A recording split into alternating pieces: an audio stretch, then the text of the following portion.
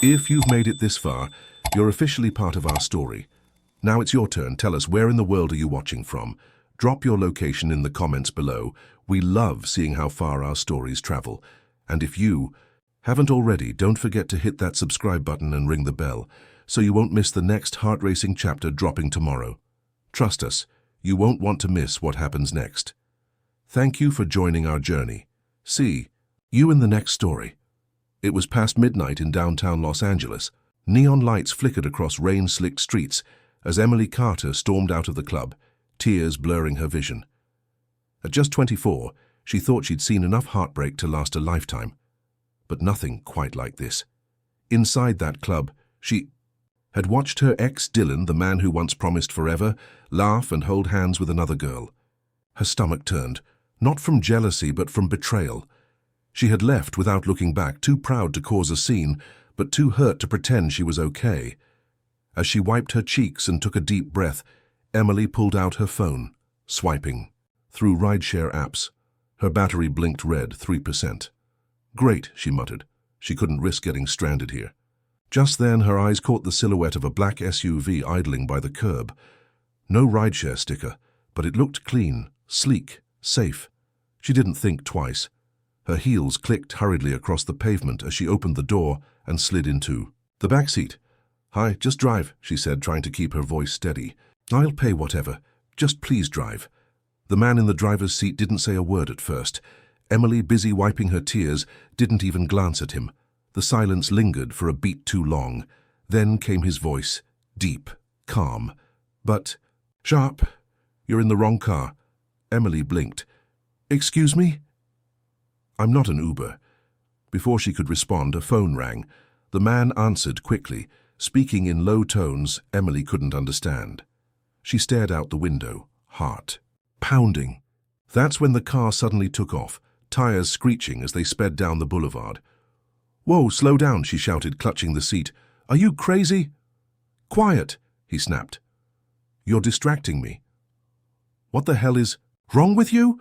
Pull over, I'm not staying in this car." But the car didn't stop. Instead, it sped up, weaving through traffic like they were in some kind of movie chase. Panic bloomed in her chest. Emily leaned forward, reaching toward the driver, ready to force him to stop until she saw it. A gun, her voice caught in her throat. "Sit back and don't move," he ordered. "I don't have time to explain." What kind of nightmare did I just walk into? Emily whispered. More to herself than to him. She wanted to scream, to jump out, to undo the mistake of ever entering this car. But it was too late. Behind them, headlights grew larger, closer. Then came the sound of gunshots, loud, sharp, echoing through the night.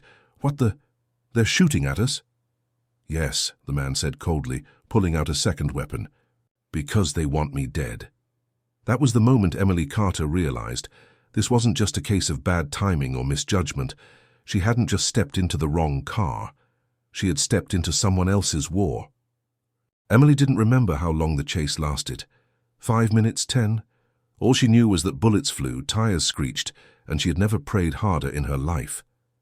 When the SUV finally pulled off the main road and screeched to a halt inside what looked like an abandoned parking structure, the man beside her exhaled sharply and muttered, "For now we're safe." Emily, heart-pounding, stared at him as he got out of the car. For the first time she saw him clearly under the dim overhead lights. Tall, broad-shouldered, late 30s, dark eyes that had seen too much. He wasn't just dangerous. He was used to danger, and that terrified her. "Who the hell are you?" she demanded, stepping out of the car with trembling legs. He didn't look at her. "You weren't supposed to be there." "Well, I was," she shot back, "because I thought your car was an Uber, so sorry for crashing your mob movie." He finally turned, eyebrows raised. "You think this is a joke?" Emily's voice cracked. "No. I think I'm scared out of my damn mind, and I want to go home." "You can't," he said flatly. "Excuse me? You're not just a witness now, you're involved." He took a step closer. "They saw your face. They think you're with me." Emily froze. "Who are they?" He didn't answer. Instead, he pulled something from his coat pocket, her wallet. Her eyes widened. "How did you—" She lunged forward, but he held it out of reach. "Relax," he said, flipping it open. Emily Carter, huh? Give it back. He tossed it toward her. You're lucky I didn't leave you in the middle of the freeway, but now you're a liability. Emily clutched her wallet, chest tight. So what now? You gonna kill me to keep your secrets? No, he said after a beat. But I'm offering you a deal. Emily scoffed. A deal? What kind of... Your father's name was Robert Carter, right? Died 2 years ago. Left behind a mountain of debt to the wrong people. Her blood ran cold. I paid it off, he continued. And in return, I get you. You what? Don't make it weird, he said, almost amused. I need someone. I can trust in my house. You'll live there, work there, until I say otherwise. Emily took a shaky step back. You think I'm just going to agree to be your maid? No, he said. I think you will, because the people hunting me now think you matter.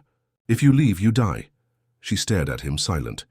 What's your name? She finally asked. Liam, he replied. Liam Blackwood. Emily looked around the cold, empty parking garage, then back at him, this Mafia boss who, for better or worse, had just taken over her life. Fine, she muttered. But I swear, if you try anything creepy, you'll what? He smirked. I'll make sure I haunt you. He actually laughed, and just like that, the deal was made. The mansion was bigger than Emily had imagined, cold, quiet, and surrounded by stone walls that screamed, "You're not getting out without permission." It sat deep in the Hollywood Hills, far from city lights and prying eyes.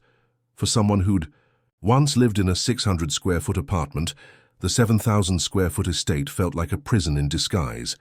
Liam had given her a room on the second floor, directly across from his. For your safety, he'd said. Yeah, right. For the first few days, she did as told, cleaned up, cooked when necessary, stayed out of his business.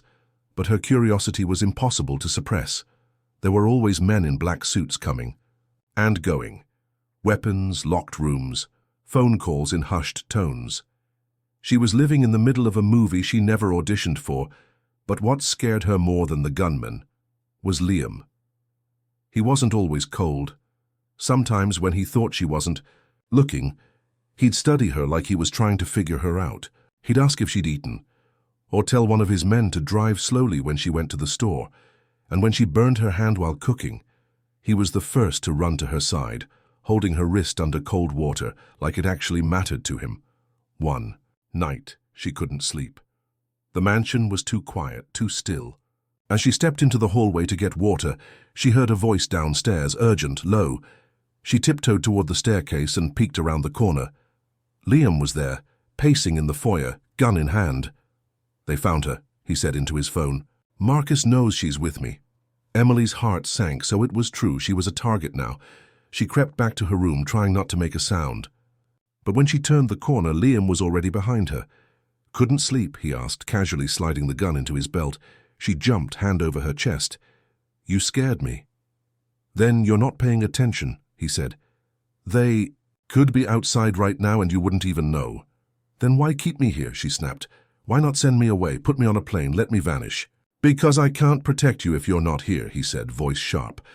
She was about to argue again when suddenly, crash. A window shattered downstairs. Liam pulled her behind him instantly. Stay close, he ordered, already drawing. His weapon. Gunshots followed, loud, close. The air shook with the sound. Liam pushed her toward the panic room, but she refused to go. Get in, Emily. No, not without you. Another shot rang out, closer this time. Liam turned and fired back before slamming the door shut between them. Inside the small, steel-reinforced room, Emily's knees gave out. She trembled, alone, her mind spinning. Outside, Liam was fighting for his life, and maybe, just maybe, for hers too. And for the first time since entering this world of violence and shadows, she realized she didn't want to leave him behind. When the gunfire finally stopped, Emily didn't breathe for a full minute. Silence. Deafening silence. Then, bang! The panic room door jolted, her breath caught, until she heard it. Liam's voice. It's me. It's over. She scrambled to open the door. As it creaked open, her heart almost stopped. Liam stood there, shirt bloodied, a cut on his temple and bruises on his knuckles. But he was alive. and he was looking at her like she was the only thing in the world that mattered. "You're hurt," she said, reaching out. "I'm fine." His voice was calm, but his hand trembled when it touched hers. "Are you okay?" She nodded, but her chest felt like it was going to explode. "What happened?" "Marcus's men. They followed one of my guys. They were supposed to scare me. It didn't work." "You could have died, Liam." "So could you," he said, his jaw tight. "That's the part I can't stop thinking about." There was a moment of silence. Then he stepped closer. "Emily," he said, voice low. "I've been trying to keep my distance, keep this professional, but I can't anymore." She froze. "What are you saying?"